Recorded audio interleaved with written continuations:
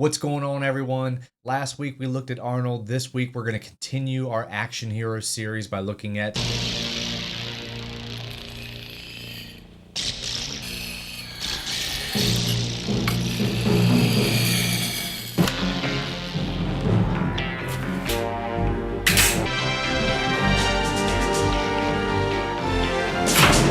starting off this list at number 10 is a personal favorite of mine, Rocky 4. What separates this from most of the other Rocky sequels in my mind is just how over the top and grandiose it is. I know in 3 they kind of made Clubber Lang seem like a big, ridiculously overpowered villain, but then they introduced Drago in part 4, and he's a borderline supervillain. So they just make it so ridiculously over the top that it becomes just a fun romp. Obviously, they break everybody's hearts when they kill Apollo, but it gives Rocky the ultimate motivation to go fight this beast, slay the dragon, and we're along for the ride. It has the best training montage in the series, and the final fight delivers on everything you want in a Rocky movie. So it's number 10 on Sly's greatest movies of all time.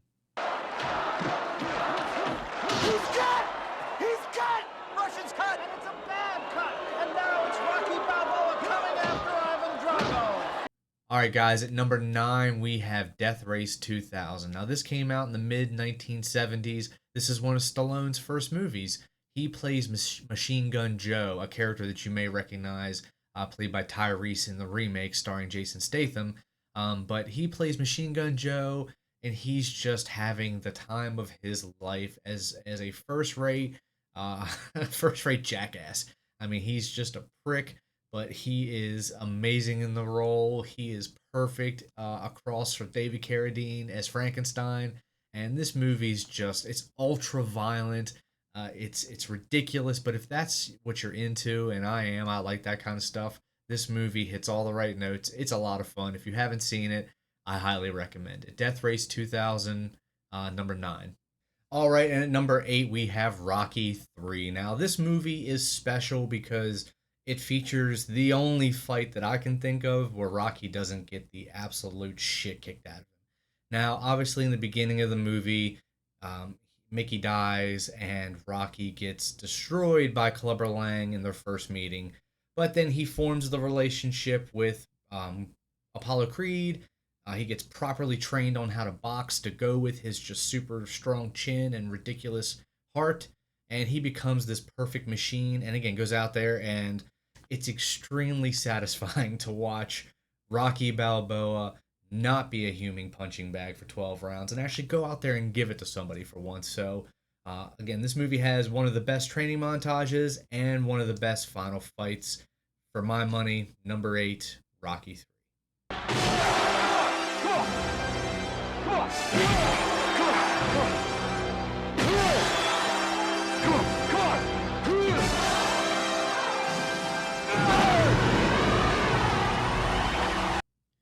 All right, and at number 7, we have, I'm going to guess, probably the only animated movie that's going to feature on any of these lists, and that's Ants. Now, Sly's a secondary character in this movie. He plays Weaver, who is the main character's best friend, the big warrior.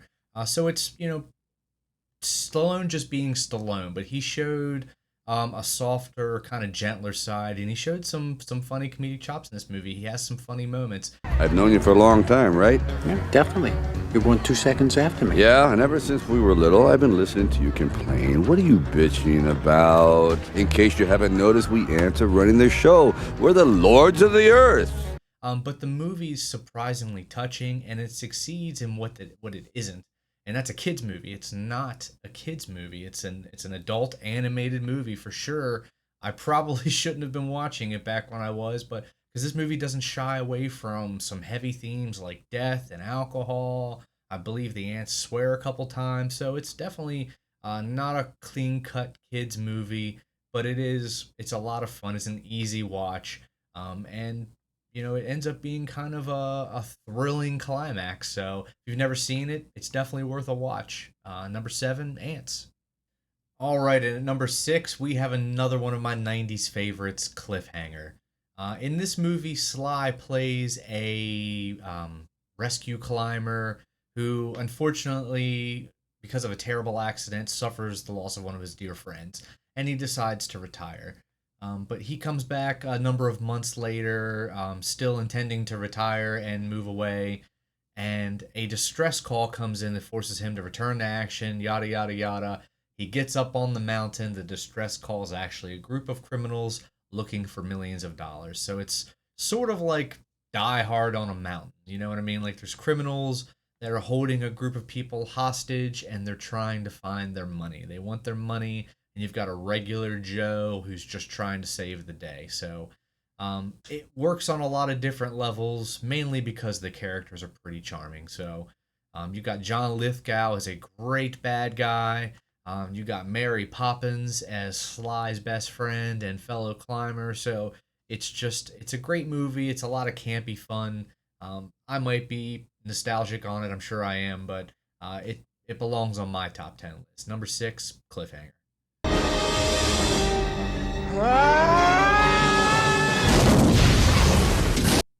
All right, kicking off the top 5, we have Rambo: First Blood Part 2.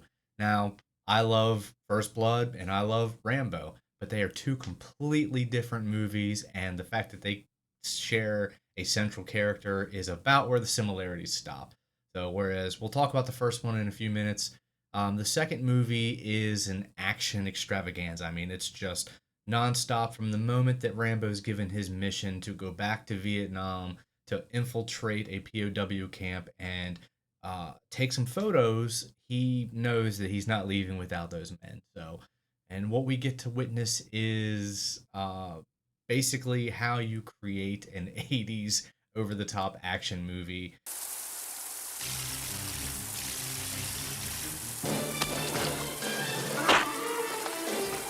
Rambo: First Blood Part 2 is cliche, but you can't hate a movie for being cliche when it's the movie that created the cliches, okay?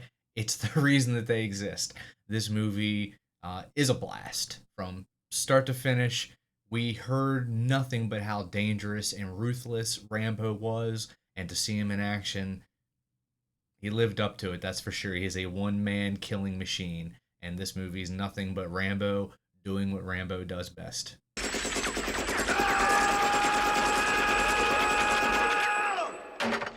Number 4 is going to be Copland. Now, I don't know how a movie this good with this kind of cast could be underrated, but I don't ever hear anybody talk about this when they're talking about Sylvester Stallone movies. But Copland is phenomenal, okay? I won't even talk about the other actors. Let's just talk about the movie. So you have a guy who has built his bread on cut physiques and over the top action. He puts on like 35 pounds to play, an average looking Jersey sheriff who looks over this town in Jersey where all of the New York cops live and there's corruption. I'm not going to spoil it because this movie is one hell of a ride. If you haven't seen it, do yourself a favor and watch it. Copland is phenomenal from start to finish, and it's absolutely one of Stallone's best movies. So, number 4, Copland. All right, now we're talking about some of my favorite movies of all time. Number 3, we have Demolition Man. Demolition Man tells the story of John Spartan, a police officer from the 90s who is framed for a horrible crime by his nemesis Simon Phoenix, played brilliantly by Wesley Snipes.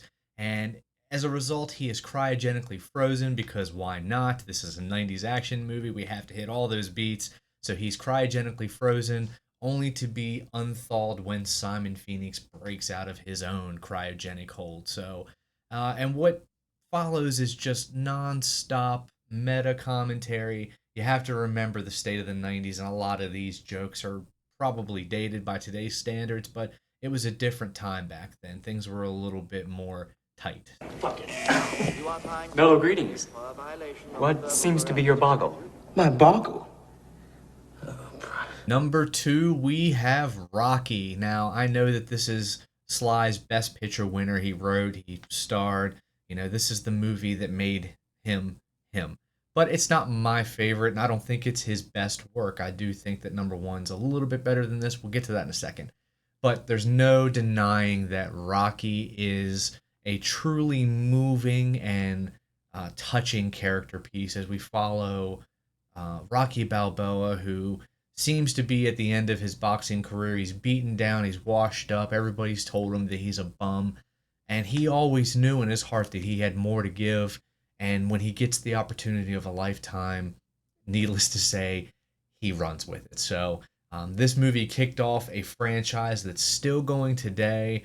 Nothing but respect to Stallone for insisting that he be the star in this movie. I think it needed that kind of regular Joe element to it that really made it resonate with the people that watched it. I mean, I still get emotional watching it to this day. It's such a great movie. It's such an inspiring movie, and it's number 2 on Sly's best movies. But number 1 on the list is First Blood. Now, I love this movie. I think from the moment that we're introduced to Rambo, we're kind of wondering what's going on. We don't know anything about him. He starts to get hassled by the local sheriff. He just wants to get some food. We already empathize with this guy. We're already against the sheriff, okay? So, and then we follow his exploits as he breaks out of the jail, and it's raw. It's such a raw movie, and it's psychological. It explores the torments of war and the fragile psyche of the American soldier when we ask them to do these terrible things and then come back and try to be normal, and then you treat those same people with disrespect. I mean, Sly breaking down at the end of the movie. I mean, what else do I need to say about it? That's his best acting performance of all time, and that's what elevates this movie. Nothing he does in Rocky, in my opinion, even comes close to that raw emotion that he shows at the end of First Blood. So, and that's why it deserves number 1 spot. Not because of all the action, that's great, but because it humanizes people that really needed to be understood. You know, the veterans that are coming back scarred from the terrible things that they've done. So, First Blood, number 1. All right, guys, that's my list. Comment down below. Let me know your order of the top 10 Sylvester Stallone movies. Again, I'm trying to figure out who the last 2 spots are going to be. It's either going to be Mel Gibson, Bruce Willis, or Jean-Claude Van Damme. We got 3 guys vying for 2 spots, so vote down below. Let me know who is going up against Arnold and Stallone to try to dethrone those 2 titans. Comment down below and let me know. Thanks, guys. Have a great day.